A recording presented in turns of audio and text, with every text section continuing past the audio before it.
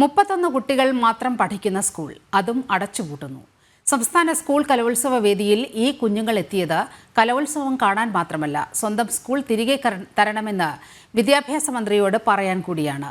Thiruvananthapuram Ponmudi government NLPSലെ കുട്ടികൾ കലോത്സവ വേദിയിൽ എത്തിയപ്പോൾ ഉള്ള വിശേഷങ്ങളാണ് ഇനി പങ്കുവയ്ക്കാനുള്ളത്. 63ാമത് സംസ്ഥാന സ്കൂൾ കലോത്സവ വേളയിൽ എനിക്ക് മനസ്സിനെ ഏറെ സങ്കടപ്പെടുത്തിയ ഒരു സംഭവമുണ്ടായി. തിരുവനന്തപുരം ജില്ലയിലെ പൊന്മുടിയിൽ നിന്നും തങ്ങളുടെ സ്കൂള് പൊളിക്കുകയാണ് എന്ന കാര്യം പറയാനായി ഒരു കൂട്ടം കുഞ്ഞു വിദ്യാർത്ഥികൾ മന്ത്രിയെ കാണാനെത്തി.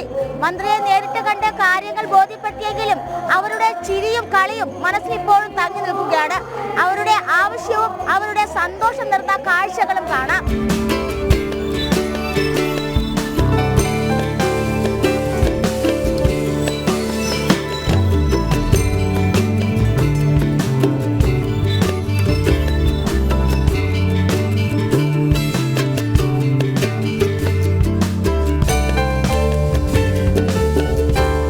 അടുത്ത വർഷം പഠിക്കുന്ന സ്കൂൾ ഉണ്ടാകുമോ എന്ന് പോലും അറിയാത്ത കുരുന്നുകൾ.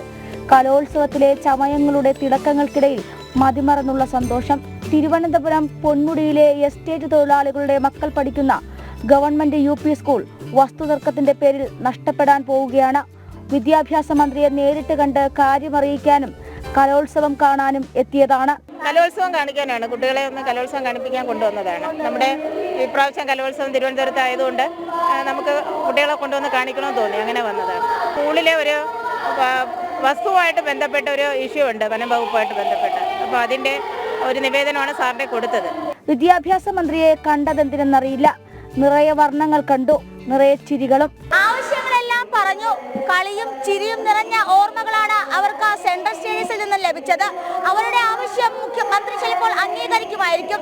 എന്നാലും ഇവരുടെ സ്കൂള് പൊളിക്കാതിരിക്കട്ടെ. ക്യാമറമാൻ അനീഷ് കാട്ട